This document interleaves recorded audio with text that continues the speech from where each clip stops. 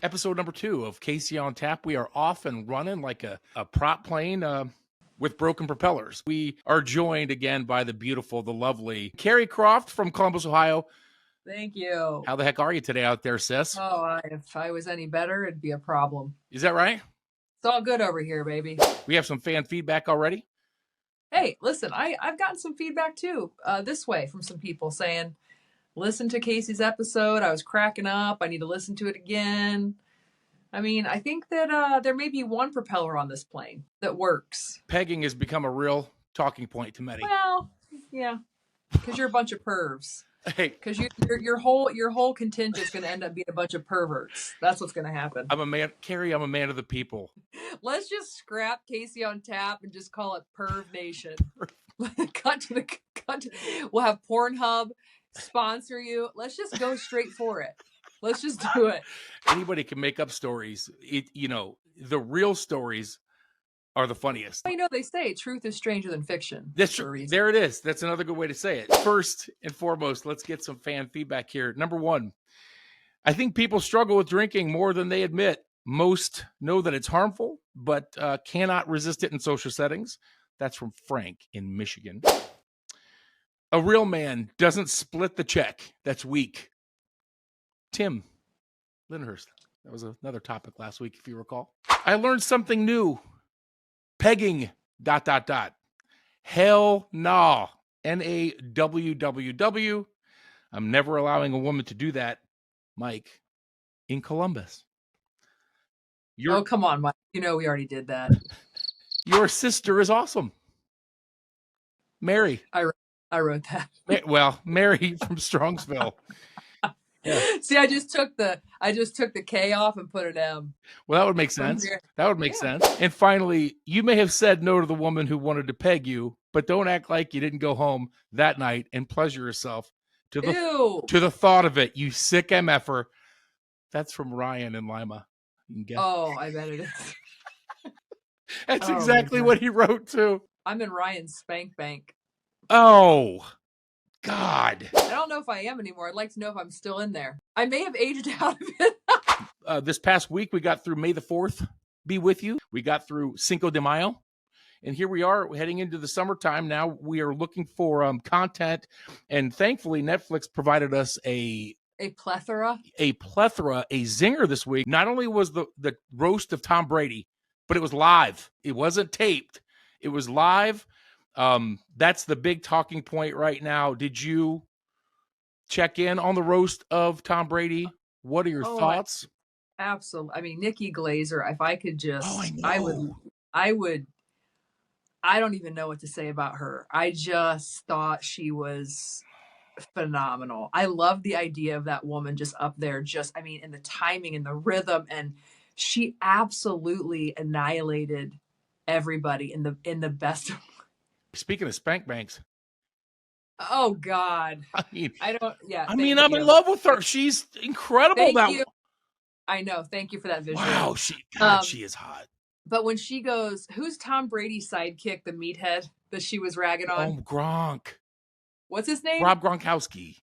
Okay. Rob Gronkowski. When she goes, he gets absolutely destroyed. And then she goes away from him and then comes back in about the crypto. Oh my God. About Tom Brady investing in the crypto. He goes, me know that not real money. I mean, I thought that was so funny. And then when she was at the end, she's like, all right, we have one more. I'll be Kevin Hart, meaning I'll be short. Right. Some of her little quips like that, I just thought, and then that knockout punch at the end where she's like, with you can't make me, I thought I was just standing, and then Kim Kardashian.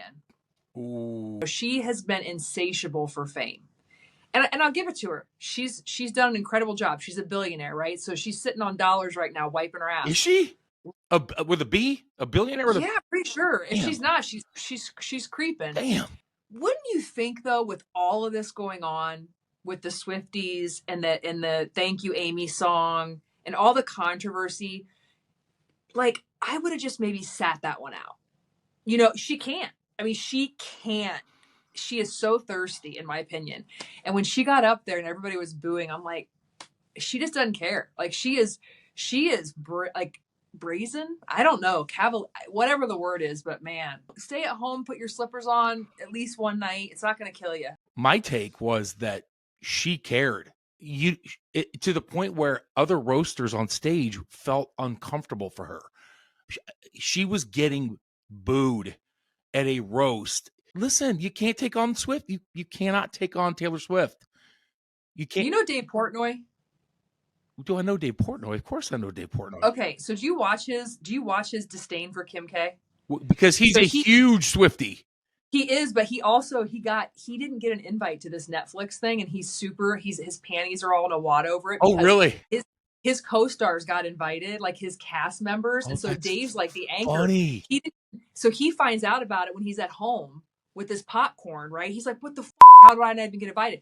So the one kid was like, on the podcast, okay, go ahead and like roast Kim K right now if you could. And he just started he cannot stand her. And I think I actually love him. Oh, he's a funny guy. guy. Love him because he is a certifiable prick, but like in a way that's like, that even if you met him in the 7th grade, he has not changed. Right. And I like that in somebody. You can just tell he doesn't put any of that shit on. I really like me some Dave a lot. There were some epic.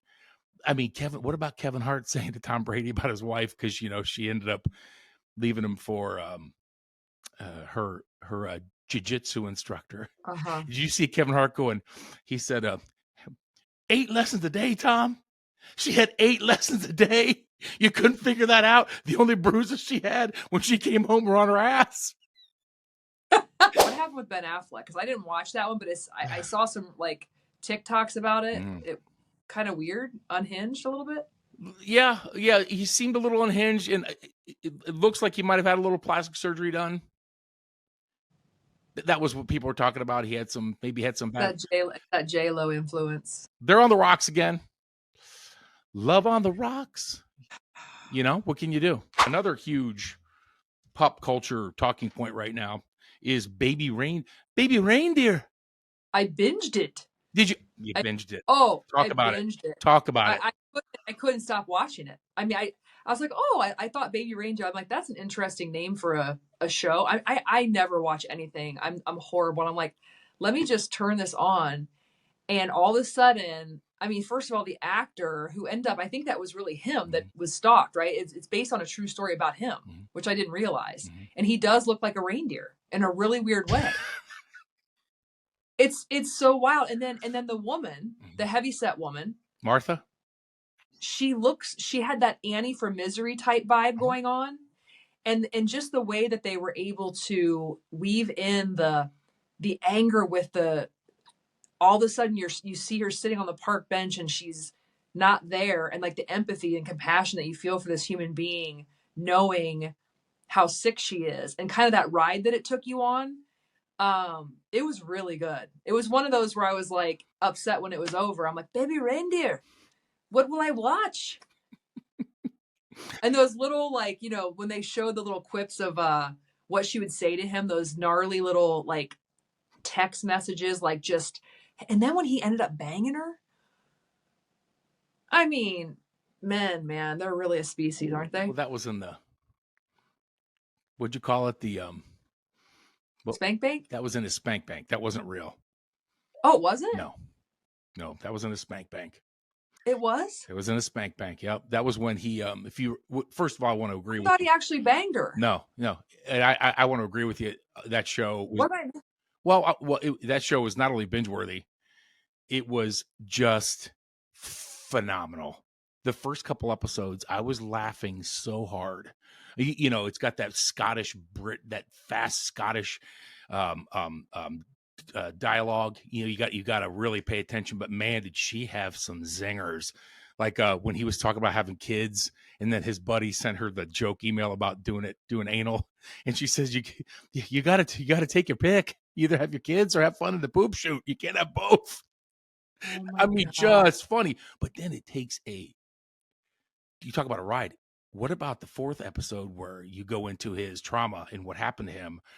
And I mean, it's like, I can't remember a show making me feel that power. Like, oh my God, what just happened? All of a sudden the show's not as funny anymore. And then it turns into this incredibly touching, wildly entertaining, like you said, story. And at the end of 7 episodes, you're wanting more, but it ended so perfectly. But back to that moment, if you recall, spoiler alert, I don't want to, give too much away, but our main character was in love with a transgender woman, and he was struggling to perform sexually in bed, if you recall, but it was because of what had happened to him. Okay. And you remember he started going into this place where he couldn't stop thinking about Martha, even to the point where he had that fantasy of going to Martha's place and and having sex with her. But if you remember, when they brought it back to reality, he was performing then in a healthy way there with his girlfriend. But Carrie, when that moment, when he said he got to the point where he started thinking about fornicating with Martha, as a viewer, you're just thinking, like, what the? And you said, men. Yeah, you're 6 species. All right, Carrie, let's get back to what's made us so incredibly successful and popular up to this point. The old mailbag. All right, the old mailbag here. You've got questions, we have answers, and ask Casey. Ladies and gentlemen, I want to congratulate you for responding so well so far, and keep them coming, please, because Carrie, these are the life questions that everybody wants to know about. I'm going to tell you right now. I'm waiting on bated breath. All right. Question number 1. This comes from a 32-year-old male in a pretty serious relationship, have been dating for over a year. Actually, can see a proposal sooner than later at this point. All right. Congratulations, I guess, preemptively. But have one reservation.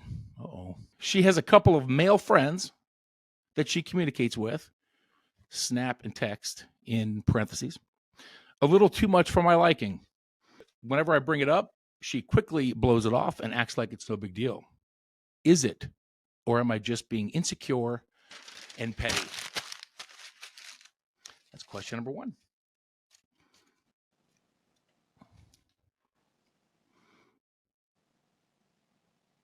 How hot are the guys? It's valid. I mean, there's nuance here. There's lots of nuance. I mean, is this someone who she's been communicating with her whole life, and it's like a little brother, and he's like, let's say that's not it. Let's say that's not the case. I mean, look, I think any consistent communication with the opposite sex, where there could be some, it's not ideal. It's not ideal. But I mean, if you trust the person, I think it all comes down to your relationship and the foundation. And if you trust them, but like, why are you communicating on how regularly? I just have more questions. But we have limited information. Yeah. However, I'm going to John Bon Jovi this. It's all the same. Only the names change. Carrie, do you recall Chris Rock's famous stand-up routine? This is now, hell, is it 20 years old probably now? The one that really propelled him into the stratosphere. Do you remember the one where he talks about relationships and he talks about women with probably, yeah. A male friend is nothing more than a dick in a glass case. And on the glass case it says, in case of emergency, just break the glass. Oh. I'm telling you, truer words have never been spoken. Here's the deal. No, here, another reference. When Harry Met Sally, all-time classic, all-time movie, 80s movie. And the premise was men and women can't be friends because, look, to your point, Carrie, earlier when you said, the guy's hot, I guarantee they're not disgusting, revolting to her. I know it. So the answer is this. There's no such thing at this age. You're going into an engagement. I mean, friends.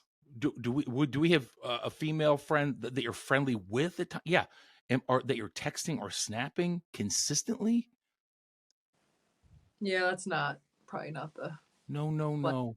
All right, we'll go with a no on that. We're gonna go with the no. So if you're, to this gentleman, I'd highly, highly, highly recommend, because don't do what I listen. If you think getting engaged is going to fix it, no, don't get on that type. Iceberg straight ahead. Number 2, 40-year-old male. Wife and I were social drinkers for as long as I can remember. Recently decided to do dry January together. I liked it so much that I haven't had a drop since. I feel incredible. She, however, hasn't maintained the same path. Now, it seems like she drinks more than we used to together. It's becoming a regular issue. I don't know what to do about it, to the point where she now wants to go out with friends once or twice a week without me because they'll drink with her. Friends that I don't particularly care to have her around. Any advice? Huh. There you go. I mean, you either compromise and figure out a way to meet in the middle where you can both feel heard, or you cut bait. I mean, if you're feeling like that path is good for you and you're, it's pretty simple, but not really simple at all, because when it's your situation, it's hard. But I mean, I just wouldn't want to see that guy go back into the drinking phase if he's definitely latched on to sobriety and feeling good and all that, just because he's staying with someone who, has those habits. Yeah. Well, here's what I tell people. I think I touched on it last week. What is your relationship level with alcohol? Okay. Are you flirting? Are you dipping your toe in the water? Are you dating? Are you in a serious relationship? Are you engaged? Or are you till death do us part? Now that's something only the individual can answer. This right here, this is a serious thing here. Okay, they're married. And when they were drinking together, it was all fun and games. Well, now what I'm reading is, so, okay, they did the dry January. He wanted, he's still not drinking. He's starting to see things, of course, that he didn't see before. Like maybe there was more drinking than I understood. Well, now, what is it? Birds of a feather? What is it, Carrie? Flock together, yeah. Flock together. Clearly, her relationship with alcohol. People struggle so bad with trying to define where they are with alcohol. Why? Because if you're 40 years old or our age, we grew up with the stigma of, once you say you've got some sort of an issue with alcohol, you can never take it back. You can never go walk back on it. And my God, you can't put the paste back in the tube, if you will. Look, married. Who's married here? Okay, you and your wife, right? That supposed to be till death do us part, sickness and health, all this stuff. Well, all of a sudden, you don't want to drink. You're seeing that it seems to be a little unhealthy with her. And instead of her rising up to meet you, she's taken the low road, saying, well, not only am I not going to adjust my particular relationship with alcohol, I'd like to develop new other paths without you, to go out with my friends to quote unquote have fun, when we all know that that's not why people drink. People don't drink to have fun. That's the greatest misconception. That's the greatest lie the devil ever pulled. People drink, they go out to these places, low places, with people that'll birds of a feather flock together. They go there because they want to forget, they want to detach, they want to go numb for a minute. So this is what I would say is I would commend you. I would try to stay on the high path if I were you, the best that I can, because I know how you're feeling, brother. I know how you're feeling. I know the power of sobriety, and you might need to get a therapist involved, something, because let me tell you something, that alcohol, it's subtle, it's sexy, it's deceptive, In this right now, see what we have here? There's a crack. There's a crack. I'm gonna give you the gong. I'm getting the gong. Oh, too long. Okay. You're getting the gong. Okay, brother. You already did an analogy, and now you're doing another one. So I'm gonna gong. All right. Oh, just cracking the windshield. Cracking the windshield. On the double analogy. Gong. All right, number 3. I apologize. I'm gonna purchase a gong. I got gong. A little gong over here. I'm just gonna hit it. I got gong. And don't be editing that part out either. That's a good part. I'm gonna edit a gong sound in it. Okay. Okay, number 3. 32-year-old female, recently engaged to boyfriend of 5 years, currently planning our wedding, but have hit a serious roadblock. He is insistent upon combining our checking accounts. I would prefer keeping them separate, except for one joint account, which we'd both contribute to for the monthly expenses, which leads me to point 2. He makes far less money than me and wants everything to be split 50-50. Am I okay feeling weird about this? Any advice? I'm a big fan of separate accounts and then have a, joint. 100. So 100%. That's just the way I've rolled, and it works for us. So, I think every situation's different. So it's like not a one size fits all. Yeah. Well, when it comes to money, people are weird, But for me, I just think having your own. Yeah. Look. Your own coins here, couple coins here. Yeah, that's how we avoid, the Rob Gronkowski, Tom Brady issue.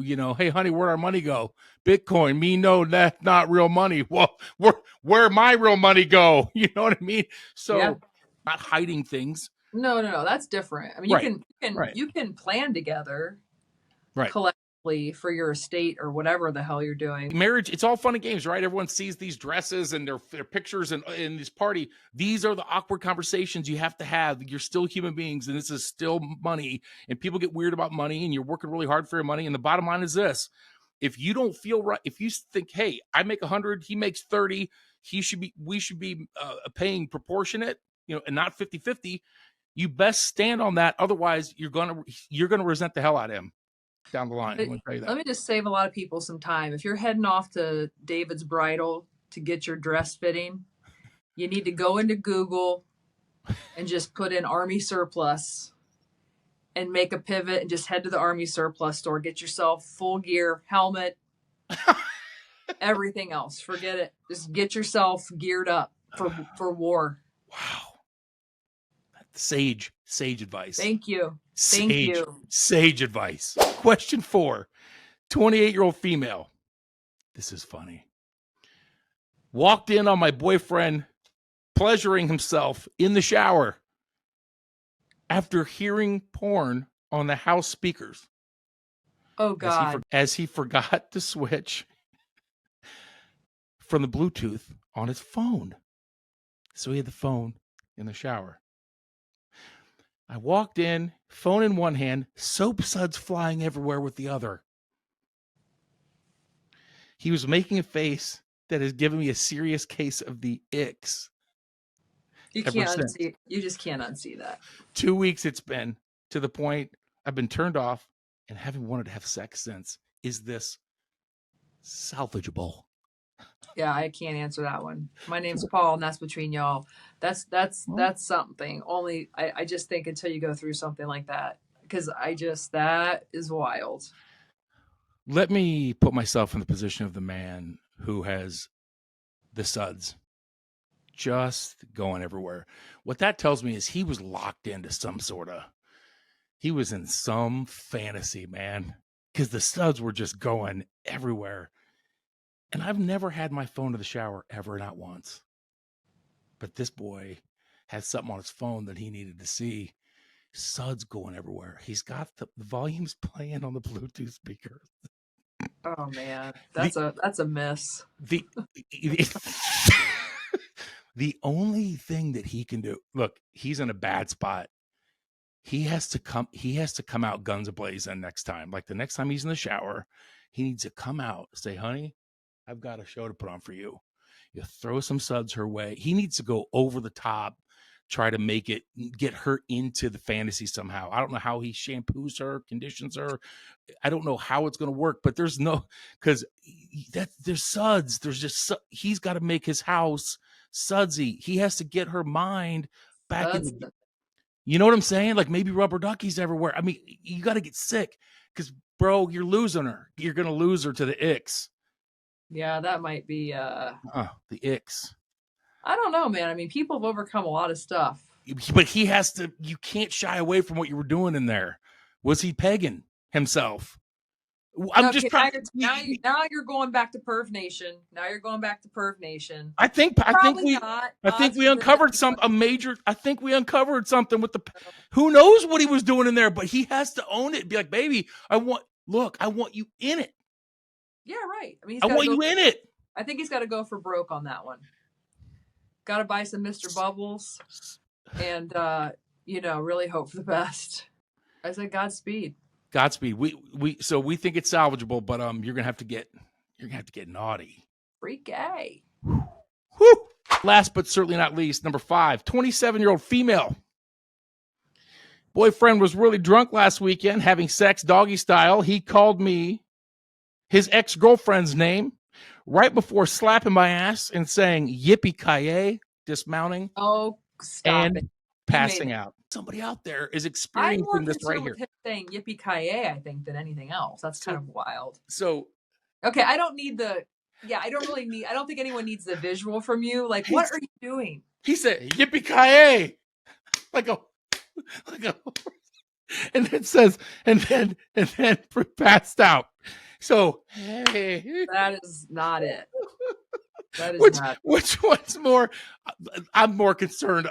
Well, you may need to save these, sex ones for, I don't know, Doug Wade or Ryan Seitz. But whoever's on, you are my honored guest. These first couple, whoever's on the show is going to have to go through. I feel like I need to sew my private parts shut. Oh, ew.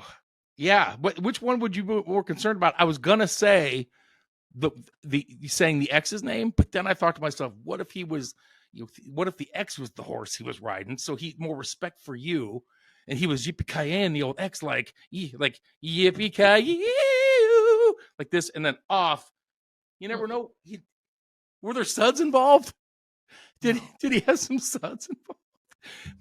Do you need to go immediately to your Google machine to the trademark USA and put in the box Perv Nation and see if it's available? What, I don't know what you want me to do. This is a forum about drinking, about life, about adult living. I'm just saying, just got to get the name because I think we're off to a good start, baby. It's on brand. Carrie, those are 5 solid questions. I think that the people, the masses, America, can learn a lot from. I hope so, because I'm traumatized. So hopefully it helps somebody. Before we go, Carrie Croft, host of the Carrie Croft Show. Available wherever you get your podcasts and on YouTube, of course. Carrie, anything coming up? Anything you want to promote for the show, for the people? Well, I'm actually doing an unofficial Bachelor Columbus with one Anthony here. He's 36 years old, 6 feet tall, Italian, never been married. Really great guy. I know him through friends of friends. And we have kicked off an unofficial Bachelor, and we've got 6 potential female suitors that we're lassoing in right now, and he is going to meet them for coffee/drinks, and we're going to go through the first round and see how it works out. So it's been really fun and interesting. Just shaking it up a little bit. It's hard to meet people when you're single. I think it's like a jungle out there. So that's something I'm sort of just experimenting unofficially with. What else on the Carrie Croft Show? I just have some cool people on fun. Yeah. Lots of stuff. Fun never ends over here. Okay. Well, listen, I love having you. Appreciate you being here. Until next week, everybody take care. God bless.